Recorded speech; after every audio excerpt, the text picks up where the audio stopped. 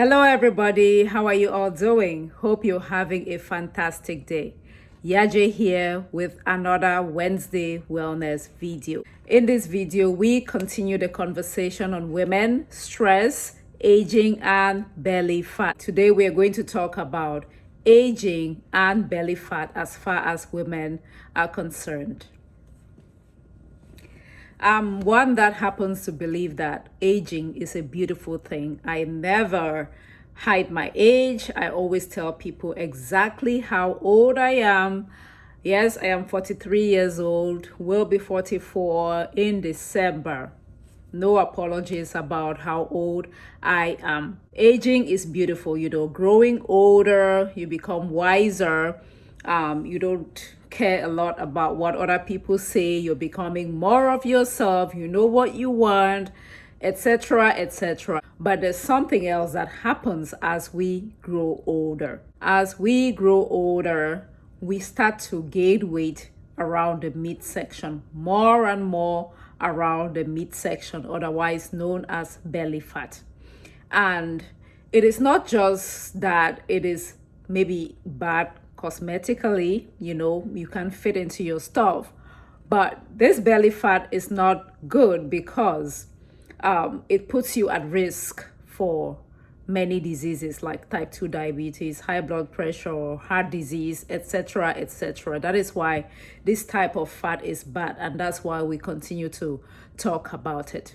Even when you're not gaining weight, but the proportion, like where you tend to store fat, will move from maybe around the hips and the thighs to around your midsection. So some women that were originally maybe a pear shape, small up, big as you move down, start to become small down and big as you go up. They go from the pear to the apple as you age. So the question is why? And more importantly, what can we do about it? Is there anything we can do about it?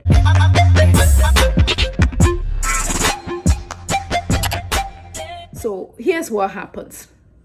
As we grow older, for every decade, like when you hit your 20s, your 30s, your 40s, every decade, you go through a metabolic decline. Your resting metabolic rate, which is, how your body is burning calories essentially, declines by up to 2% every decade. Your metabolism declines by up to 2% every decade. So imagine in your 20s, it drops by 2%. In your 30s, another 2% on top of the first two. In your 40s, another 2%. You can see where how this starts to become a problem. Okay, so that decline in your metabolic rate means that if you were able to eat this much food in your 20s and not gain weight, if you change nothing about your diet as you grow older, because your metabolism is in a steady decline, that same amount of food, that same amount of calories is not going to be metabolized the same way as you were in your 20s. What that means is, regardless of whether you change your diet or not, you are going to have the tendency to gain weight. And that weight, unfortunately, goes around your tummy. And then for women, as we grow older, as we start to approach and go beyond our 40s, our hormones are changing. Our reproductive hormones are changing as we start to prepare for and even get into what is known as the second puberty or menopause, right? Your hormones are changing. And that change in your metabolic hormones makes it more likely that you're going to gain weight. And the weight that you gain goes around the waist, unfortunately. So those are two of the main reasons why we tend to gain weight, especially belly fat, as we get older. So are we just doomed? Is there anything that we can do, or should we just be okay with the fact that we are going to gain weight, or even when we don't, the way that we deposit fat is going to go to our tummy, and we know that will put us at risk for disease. So what can we do? That is the question. All right, so let me share with you some solutions because I'm all about solutions rather than just stewing on the problem. Let's look for solutions. What can we do? The first thing, I always like to start from here, perspective, how we look at it.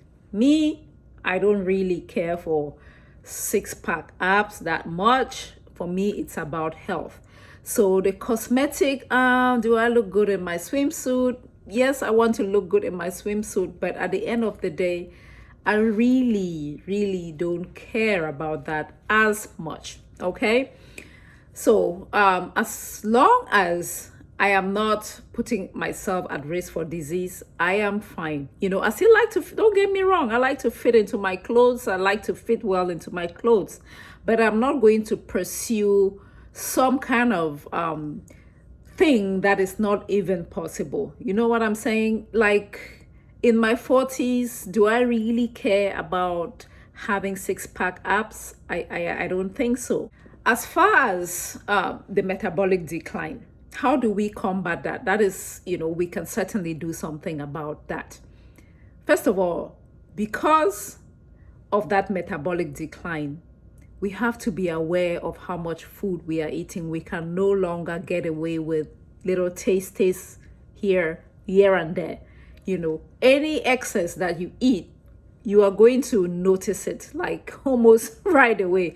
You are going to notice that things don't start to fit. What I'm trying to say here is we cannot get away with little excuses. When you're in your 20s, there are things you can put in your mouth and it will be okay because your metabolism is hot and it will burn everything. But as we get into our 40s, we can no longer just be eating and be eating and be eating. So we really need to be mindful of how much food we are eating. No room for excesses. Or if you want to do excesses, know that your waistline is going to start to expand. Eat real food, mostly plants, not too much. And then the other thing that we can do is stress management. Unfortunately, as we get older, there are a lot of things that happen as we get into our 40s. Parents start to get sick. Children are becoming teenagers or young adults. Parenting is very difficult. There's a lot of things going on in the world that can stress us as we get into our 40s. So we have to be very intentional about our stress management practices.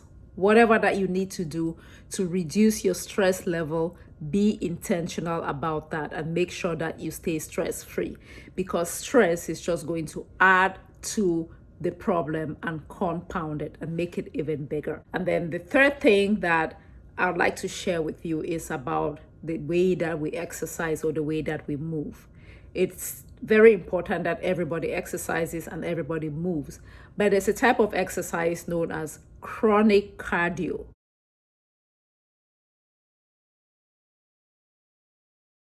That is when you just raise your heart rate, you get it to a point where it's elevated and then you leave it there for too long. That type of exercise is stressful. You see, I just talked about stress management, but chronic cardio puts stress on the body, and that type of stress is going to cause you to gain weight around your midsection. So you might want to do things like high intensity interval training where you really raise your heart rate, but that stress is not sustained. It's short and it's quick. That is the good type of exercise. Weightlifting, resistance training, so that we maintain our muscle mass. When we can maintain our muscle mass, that means that we can, at least slow down that rate of metabolic decline, because the more muscle you have, the higher your metabolism and the more you can burn fat. Yeah, so that's all I had to share with you. If you found any value at all, make sure you give this video a thumbs up, comment, and then if you have not yet subscribed to this channel, I continue to ask that you subscribe. What that does is it encourages me. Number one, yes, I feel good when people are subscribing, saying, yes, I like what you're doing, which what I'm doing is just trying to encourage as many people as I can practice this form of self-care.